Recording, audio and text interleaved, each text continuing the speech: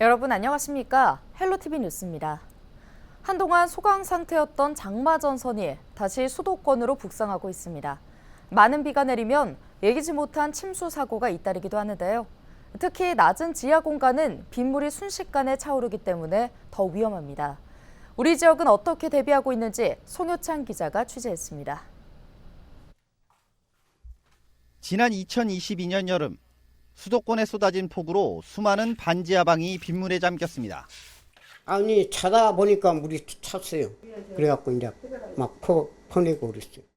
심지어 침수된 방에서 빠져나오지 못하고 목숨을 잃는 참변도 있었습니다. 지하에 있던 시장 상가 역시 폭우의 침수 피해를 입기도 했습니다. 한동안 소강 상태를 보였던 장마전선이 또다시 북상하면서 많은 비가 예상되고 있습니다. 올해 장마철의 마지막 고비가 될 것으로 보이는 가운데 사고 예방을 위한 준비가 한창입니다. 부평구는 공사가 한창 진행 중인 굴포천을 비롯해 공사 현장과 지하차도, 반지하 주택 등 안전점검을 진행 중입니다.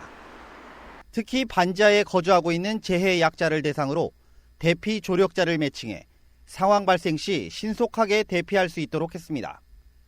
많은 비가 내릴 경우 큰 피해가 예상되는 만큼 만반의 준비를 하겠다는 것입니다. 부평구는 장마철 인명피해 예방을 최우선으로 대응하고 있습니다. 구민들께서도 안전사고가 발생하지 않도록 기상정보를 자주 확인하시고 집중호우 시 침수 기미가 보이면 즉시 대피하여 주시기 바랍니다. 무엇보다 중요한 것은 상황 발생 시 대처입니다. 우선 반지하 주택의 경우 건물 구조상 대피가 어렵기 때문에 무엇보다 빠른 대피가 중요합니다. 하수구가 역류하거나 빗물이 유입되면 가장 먼저 전기 전원을 차단하고 빗물이 종아리 위로 차오르기 전에 탈출해야 합니다. 지하 주차장 역시 주의하셔야 합니다. 이렇게 경사로를 따라 빗물이 들이닥치게 되면 수압 때문에 차량 이동이 어렵습니다. 이럴 경우에는 차량은 제자리에 두고 곧바로 대피해야 합니다. 빗물이 유입되면 5분에서 10분 안에 지하 주차장 천장까지 수위가 올라갈 수 있습니다. 대피도 중요하지만 차량을 확인하려고 주차장에 들어가면 안 되는 이유입니다. 장마 전선이 다시 북상하고 있습니다. 많은 비가 예상되는 만큼 철저한 대비와 함께 대피 요령 숙지가 필요해 보입니다. 헬로티비 뉴스 송유창입니다. 고질적인 지방세 체납액을 받아내기 위해 지방자치단체의 징수 기법도 진화하고 있습니다. 부천시는 15일 지방세 체납자 14명의 미사용 수표 308장에 대한 이득 상환 청구권을 압류해 2억 7천만 원의 채권을 확보하고 채권 출시 물회 중이라고 밝혔는데요. 이 같은 지방세 체납 징수 시도는 수표를 소지해야 채권을 행사할 수 있다는 금융기관의 입장 때문에 그동안 시도하지 않았던 방법입니다. 부천시는 최근 대법원이 수표를 소지하지 않은 경우라도 이득 상환 청구권을 행사할 수 있다는 판결을 내려 체납자의 수표 정보를 확인해 채권을 확보한 것으로 나타났습니다. 지난 14일 오전 11시 10분쯤 부천 원미동의 한 주택가 도로에 정차된 차량에서 불이 나 10여 분 만에 꺼졌습니다. 이 화재로 다친 사람은 없었지만 차량 한 대가 불에 타 소방서 추산 130여만 원의 재산 피해가 발생했는데요. 소방당국은 배송 업무를 하던 중 타는 냄새와 함께 차량 보닛에서 연기와 화염이 발생했다는 신고자 진술 등을 토대로 정확한 화재 원인을 조사하고 있습니다. 김포시의회가 오는 16일부터 18일까지 제237회 임시회를 엽니다.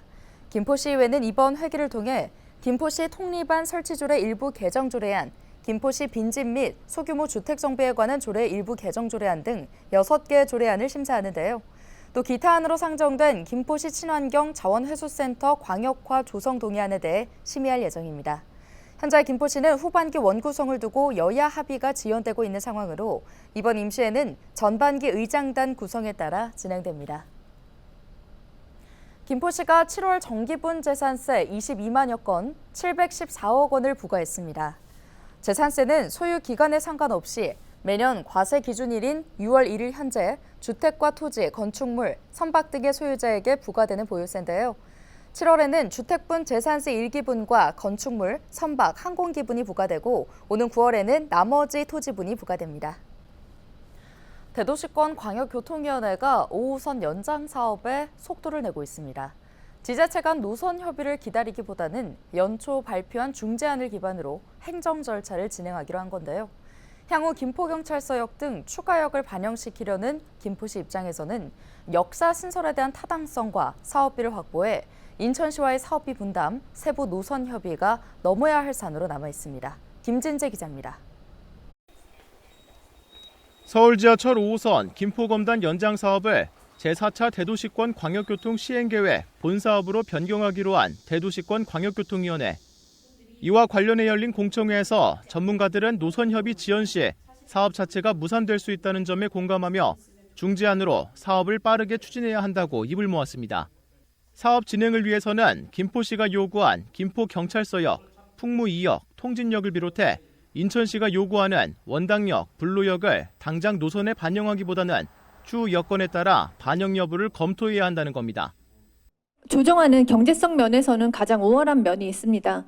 그리고 추가역 신설이나 노선 경로 등은 예비 타당성 조사나 기본계획 수립 단계 등 행정 절차 진행 단계에서 변화된 여건을 고려해서 관련 법령에 따라 검토할 수 있다는 점에서 확장 가능성이 있는 안이라 할 수 있습니다. 대광위가 사실상 중재안을 전제로 예비 타당성 조사 등 행정 절차를 진행하겠다는 방침을 밝히면서 추가 역사 신설은 지자체 몫이 됐습니다. 중재안으로 노선이 확정될 경우 추후 기본계획 수립 이후 역추가 가능성이 남아있기는 하지만 지자체가 그에 따른 사업비를 추가로 부담해야 하기 때문입니다. 추가 역사 이런 것들은 일단 기본적으로 원인자 부담으로 이제 진행이 되는 부분이고 그것 역시 기본계획 이후 과정에서 추진이 될 수 있는 사항입니다. 현재 대광위는 예타 절차를 위해 기획재정부와 협의 중으로 대광위 관계자는 예타 신청 시기에 대해 언론에 언급된 9월까지라고 장담할 수는 없다며 최대한 빨리 행정 절차를 진행할 계획이라고 설명했습니다. 공청회 이후 인천시 관계자는 현재 공식 입장이 정해지지는 않았다면서도 검단의 5호선이 필요한 만큼 행정 절차는 행정 절차대로 진행하며 김포시와 대립하기보다는 서로 상생하는 노선으로 결정되도록 노력할 것이라고 밝혔습니다. 한편 대광위의 투트랙 전략에 따라 예타 등 행정 절차가 진행되더라도 세부 노선 확정과 사업비 분담 문제가 남아있는 만큼 지자체 협의는 여전히 넘어야 할 산입니다. 헬로티비 뉴스 김진재입니다.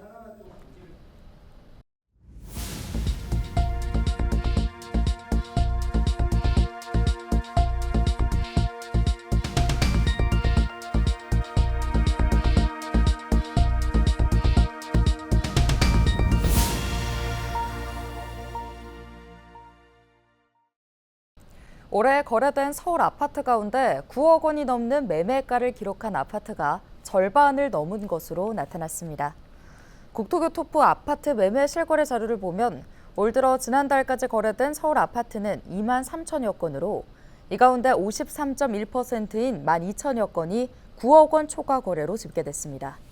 이는 지난해 하반기 대비 55.7% 늘어난 것이며 통계가 집계된 2006년 이래 가장 높은 수준입니다. 이 같은 원인은 새 아파트 선호와 고급 주거지 공급 부족으로 인기가 높은 아파트에 대한 쏠림 현상 때문으로 풀이됩니다.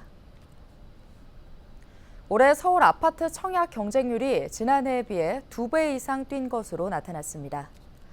한국부동산원 청약홈 자료를 보면 올 상반기 서울 아파트 청약 경쟁률은 133대 1로 지난해 하반기 57대 1에 비해 2.3배 높아졌는데요. 특히 올 하반기 청약률은 163대 1을 기록해 경쟁률이 3배 가까이 높아진 상태입니다. 이 같은 원인은 최근 서울 집값이 오름세로 돌아선 데다 새 아파트 분양가가 연속 상승하자 수요자들이 청약에 몰린 것으로 분석됩니다. 인천시가 원도심의 경관을 해치는 빈집 정비에 나섭니다.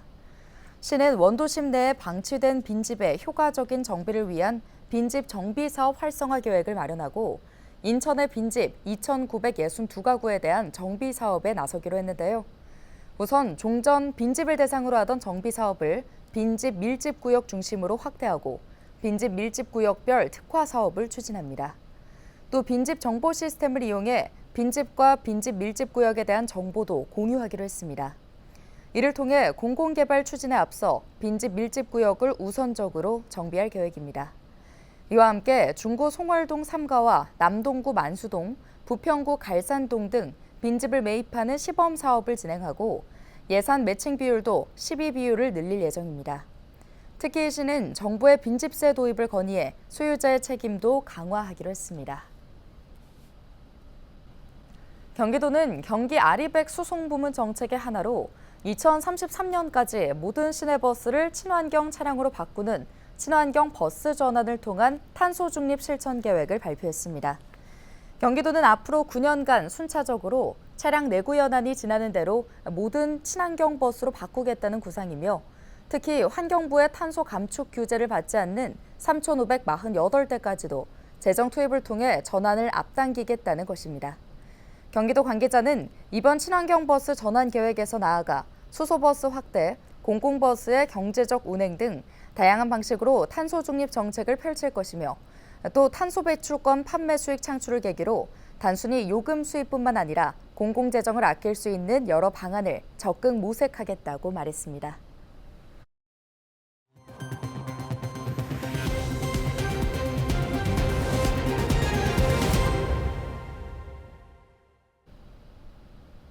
인천시가 인천대로 일반화 도로 개량 2단계와 혼잡도로 개설 등 공사에 대한 주민 설명회를 엽니다. 오는 19일부터 23일까지 순차적으로 진행되며 사업 규모와 추진 방향, 향후 일정 등을 주민에게 설명하고 의견을 드릴 계획인데요. 특히 인천대로 상부 왕복 4차로 녹지 공간과 하부 지하도로를 통합 시공하기로 해 적정 공사 기간이 재산정되면서 준공이 당초 2027년에서 2030년으로 변경된 사유도 설명하기로 했습니다. 인천대로 일반화 도로 개량 2단계 공사는 인천대로 주안교차로에서 서인천 나들목까지 일반도로 5.64km 4차로를 건설하는 사업입니다.